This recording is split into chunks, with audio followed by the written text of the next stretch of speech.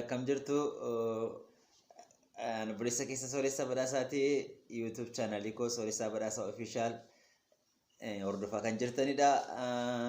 Akkasumas YouTube channel koo Sooressa Badhaasaa official subscribe gochuudhaan hordofaan isiniin jedha. Har'a keessummaa tokko nu bira qaba. Keessummaa kana obboleessa keenya Sanyii Milkii Saadama. Guyyaa har'aa sagantaa keenya sagantaa Dirree Milkii jedhu Elfera Dirree Milkii torbanitti al tokko hundumaan argattu. Dirree Milkii sagantaa Dirree Milkii argachuudhaaf YouTube channel koo Sooressa Badhaasaa official subscribe godhaan isiniin jedha. Hiriyoota keessaniif share godhaa, yaada keessaniif commentiidhaan wajjin dhaabadhaa isiniin jecha obboleessa keenya Sanyii baga nagaan dhuftee gara Dirree Milkiitti baga nagaan dhuftee isin jedha. Maqaa kee fi eessatti akka dhalatte dhaggeeffattoonni keenya si haa baranii. Maqaa kee eessatti akka dhalatte?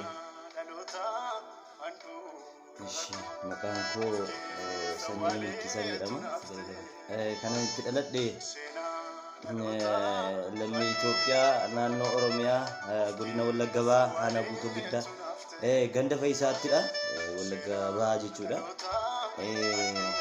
Waa'ee Dirree Milkii qophii Dirree Milkii irratti har'a guyyaa irraa na affeeruu keessanitti guddaa baay'ee isin galateeffadha. Eshi baga nagaan nuti isin jenna dhaggeeffattoonni Dirree Milkii akkasuma qopheessaan Dirree Milkii baga nagaan nuti isin jecha Dirree Milkii naasiif ta'u Sanyiin iddoo dhalate guutummaa buusuutti nutti meeraa mana isaanii dhaquu dandeenya jechuudha. Sababiin isaa amma ganda iddoo dhalateetti nutti mee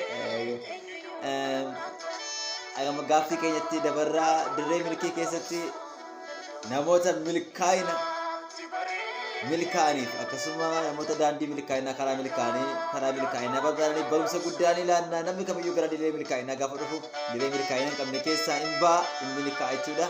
Wanti isaa milkaa'uu wanti jalaa milkaa'ina isa jalaa dhabe gara milkaa'inaatti dhufa. Gaafa gara Dirree Milkii dhuftan waan kalee milkaa'ina sin dhawe waan kaleessa milkaa'ina sin dhawe biraa dhabdu. Sababiin isaa Dirree Milkaa'ina hin qabne keessa dirree kisaaraa keessaa baataniitu gara Dirree Milkaa'inaatti galtaniitu. Kallattiidhumaan Dirree Milkaa'inaa yeroo ammaa kan dhaggeeffachaa kan jirtan hiriyoota keessaniif share godhaa, comment godhaa, YouTube channel koo subscribe godhaa. Gaaffii keenyatti dabarraa obboleessa keenya Sanyii Milkii isaatiif gaaffii dhiyeessaa. Milkaa'ina jechuun yookaan Dirree Milkii keessatti waa'ee milkaa'inaati kan ilaallu. Dirree Milkii milkaa'ina of keessaa qaba. Milkaa'inni milkii qaba. Kanaaf milkaa'ina jechuun maal jechuudha? Gaaffii koo jalqabaati. Milkaa'ina jechuun waan tokko yookiis waa tokko hojjetanii waan sana xumuruu jechuudha. Yookiis immoo waan karoorsan sana fiixaan baasuu jechuudha. Fiixaan ba'umsa jechuudha. Milkaa'ina jechuun fiixaan ba'umsa jechuudha. Fiixaan ba'umsa argachuu jechuudha. Milkaa'umsa Waaqayyotu nama milkeessa. Namni hin karoorsa malee kan fiixaan baasu yookiis kan nama milkeessu Waaqayyoodha. Milkaa'ina jechuun waan tokko karoorsanii karoora sana fiixaan baasuu jechuudha. Milkaa'ina jechuun fiixaan ba'umsa jechuudha. Waa tokko karoorsanii yookiis immoo waan tokko iqidii karoora qabatanii karoora sana gaafa galmaan ga'atan milkaa'anii jedhama. Milkaa'umsa jechuudha. Milkaa'ina immoo Waaqayyotu namaaf kenna. Milkaa'ina jechuun akkasittidha kanan beeku. Akkasii eebbisu akka keenyaaf milkaa'inni lola qaba. Milkaa'uudhaaf wantoonni barbaachisan jira. Gufuuwwan milkaa'inaa jira. Sababoonni milkaa'inaa nama gaara akkuma jiran sababoonni milkaa'inaa nama gufachiisan jiru. Meeshaa kanarratti namni tokko milkaa'uudhaaf maal gochuu qaba? Gufuuwwan milkaa'inaa maali? Sababoonni milkaa'inaa nama gargaaran maal fa'idha? Mee waan keessa jiru dhaggeeffattoonni keenya kallattiidhaan isin ilaalaa yeroo yaada keessan ilaafi. Milkaa'ina gaafa jedhamu waan salphaa miti. Milkaa'ina jechuun fiixaan ba'umsa akkuma duratti dubbadhe karoora tokko karoorsitee gaafa kaatu akkuma karoora sana karoorsitee kaatee fiixaan ba'uudhaaf kaatee akka ati karoora sana fiixaan hin baafanneef milkoofneef immoo gufuu baay'een ta'a. Danqaa baay'een jiraachuu danda'a. Jiras isa keessatti Waaqayyoodha kan nama gargaaru. Fiixaan ba'uudhaaf yookaan milkaa'uudhaaf Waaqayyoon kadhachuu. Waaqayyoon kadhatanii Waaqayyoon nama milkeessa. yoo waaqayyo nama milkeesse malee namni karoorsa malee karoora sana fiixaan baasuu hin danda'u namni fedhii dandeettii isaatiin jechuudha.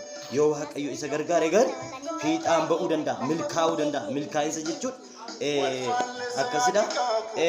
Milkaa'umsa sana yookiis immoo milkaa'uuf immoo akkamitti milkaa'uu dandeenya kan jennu waaqayyoon kadhachuudhaan isa karoorsine sana karoora keenya milkeessuudhaaf waaqayyoon kadhachuu qabna. Mata dureen keenya irratti kadhachuu qabna. Mata duree godhannee waan karoorsine sana waaqayyotti dhiyeessuudha. Waaqayyo tokko lama jedhee nu milkeessisaan jedha. Kana natti fakkaata. Egaa milkaa'ina dirree milkaa'inaa keessatti gaafa dhuftan gufuuwwan milkaa'inaa maali kan jedhu isin argattu. Gufuuwwan milkaa'inaa namni tokko milkaa'uudhaaf akka obboleessi keenya jechaa ture. Namni tokko milkaa'uudhaaf wanta irratti milkaa'uu barbaade sana amma taargeettii isa sana bira ga'utti waan biraa dhaggeeffachuu dhiisuudha. Fakkeenyaaf gufuuwwan milkaa'ina keessatti nama mudatan maal faatu jira? Sodaadha. Sodaan gufuuwwan milkaa'inaati. Mamiin gufuuwwan milkaa'inaati. Yaaddoon gufuuwwan milkaa'inaati. Mul'ata tokko godhachuudhaaf mul'ata tokko gaafa manaa baatu galma ga'uudhaaf yookaan milkaa'uudhaaf sodaachuun qabdu. Jireenya keessatti sodaachuun qabdu. Mamiin jireenya keessatti jiraachuun qabu. Akkasumas yaaddoo akkamitti milkaa'ata akka mantaalaata maalan godhachuun jechi mamiif yaaddoof dhiphinni sodaa sirraa fagaachuu qaba milkaa'uudhaaf. Macaafa qulqulluu keessaallee waan tokko dubbannee gooftaan Yesuus Kiristoos mana Yaa'iroosiin dhaquudhaaf Yaa'iroos intalli isaa dhukkubsattee du'uuf akka jirtu itti dubbatame. Intalli isaa dhukkubsattee du'uuf waan jirtuuf gooftaa Yesuusitti dubbate. Yaa gooftaa na wajjin galee kootu mana kootti intalli koo dhukkubsattee du'uudhaaf jetti jennaan. Yesuus Kiristoos gara mana Yaa'iroos dhaquudhaaf gaafa ka'u namoonni karaatti itti dhufan Yaa'iroositti. Yaa'iroos akkana Yaa'iroos jedhan intalli kee duuteetti barsiisaan namaasiin jedhan. Inni Yesuusin fudhatee galee akka intalli isaa fayyisuufi waan ta'eef namoonni karaatti itti dhufan odeeffannoo karaa isa dhaabuuf isa dadhabsiisu akka inni milkoofneef akka inni duuba deemu isa taasisuudhaaf dhufan. Innaa Yesuus akkana Yaa'iroos hin sodaatiin duwwaa intalattiin duune rafuutii jirti. Dhimmi Yaa'iroos jireenyi Yaa'iroos yeroo sana yoon isinitti maal ta'eera already baqa du'eera jala muramaadha baqa guutummaa guutuu waan dhumedha. Inni erga dhumeef dhufee seenaa namaa haaressu immoo akkanatti hin jedhe hin sodaatiin amani duwwaa intalli kee maal taate hin rafte malee hin duune rafuutti jirte. Egaa jechoota odeeffannoowwan milkaa'ina keenya danqan karaatti nutti dhufuu danda'u. Fakkeenyaaf namoonni biyya keessas ta'e biyya alaa jirtan sagantaawwan keenya baay'ee itti fufu. Takataataa waan ta'eef yeroo hundumaa waan ta'eef hin argattu waan baay'ee gana ammaaf akkasii sagantaa kana bartaniif yuutuubii koo saabskiraayib godhatanii maatii yuutuubii kana akkasiin taatan barbaada. Maal isin jechuun barbaada beektu jireenya keessan keessatti milkaa'uudhaaf gufuuwwan milkaa'inaa ofirraa fageessaa.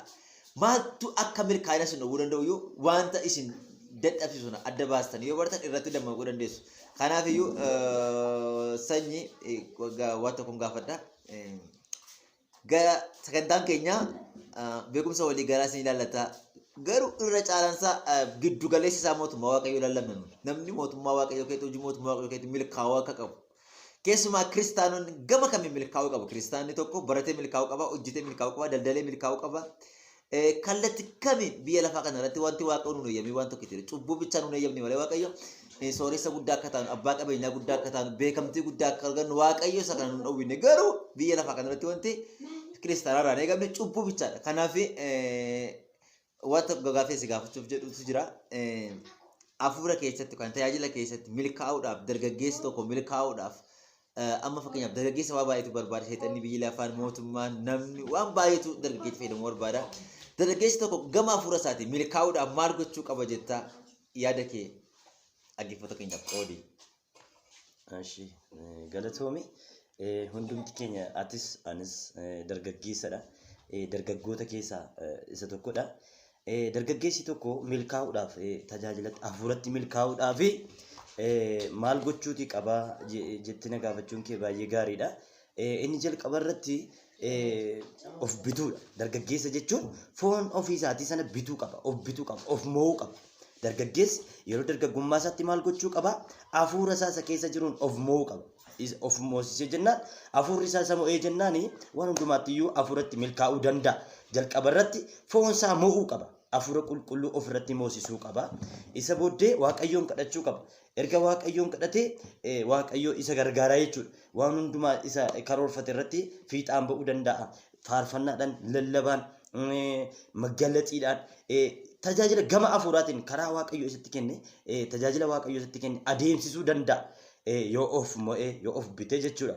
Akkuma macaafni qulqulluun dubbatu bara dargaggummaa keessanitti maal godhaa jedha. Uumaa keessa yaadadhaa. Uumaa isaa yaadatee jennaani uumaa sana wajjin walii galtee godhataa jechuudha. Reeleeshinii isaa cimsata. Isa booddee milkoominni isa duuba jira jechuudha. Kana natti fakkaata. Sagantaa kanarratti namoota baay'ee turatti qooda qabaachaa jira. Torban darbee obboleessa keenya guddina Dassaaleny akkasumas mootii Marsoo irratti hirmaatanii turanii torban kana sanyii milkii isaan qabadhe dhufee ammas keessummoota danuudhaan qabaa of cinaa ijoollee hiriyoota baay'inaan qabaa. Haala sagantaa keenya beeksisuudhaaf obboloota koo kanaan qabadhe dhiyaadhe malee ganaa sanyii wajjin hojii gurguddaa hojjenna akkasuma mootii wajjin guddinaa wajjin hiriyoota koo baay'ee isaanii wajjin YouTube channel kanatti hojii gurguddaa hojjechuudhaaf qophiirra jirra. Waaqayyo gooftaan nu gargaara. Namni tokko akkamittiin baratee akka milkaa'u mata duree tokko goonee isiniin finna akkamittiin immoo nagadee milkaa'a akkamittiin immoo namni gaa'elatti milkaa'uu danda'a akkamittiin immoo namni taajilatti milkaa'uu danda'a. Namni tokko dhiibbaa guddaa fidee addunyaa kanarratti milkaa'ina qabaachuudhaaf kallattiiwwan isa barbaachisan barumsa gurguddaa hin argattu. Namoota addunyaa kanarratti milkaa'ina gurguddaa godhan namoota baay'ee macaafa qulqulluu keessa akkasumas seenaa irraas namoota milkaa'ina gurguddaa qaban seenaa isaanii isiniin dhiyeessinaa isin immoo irraa barattanii milkaa'inatti hin dhuftu. Warra warri har'a dirree kisaaraa keessa jirtan gara dirree milkiitti kottaa. Dirree milkii keessa dirree milkaa'inaatu jira. Dirree milkii keessa milkaa'ina argattu. Sagantaan dirree milkii itti fufaa. Sagantaa dirree milkii waaqayyo nu gargaaree gara fuulduraatti wanti hundumti isaa bareedee sirratee isiniif hin dhufaa. Sagantaa dirree milkii keessatti waan baay'ee hin argattu. Amma asii xiqqoo rakkoo teeknikaa kanatti mudate. Teeknishaanota keenyatu rakkoo teeknikaa godhe. Kanaafiyyuu jabaadhaan isin jedhaa. Dirree milkii filannoo keessan taasifadhaa. YouTube channel Soorrisaa Badhaasaa official subscribe godhaa. Gooftaan isin duukaa ta'u. Shaaloom isin jaalannaa milkaa.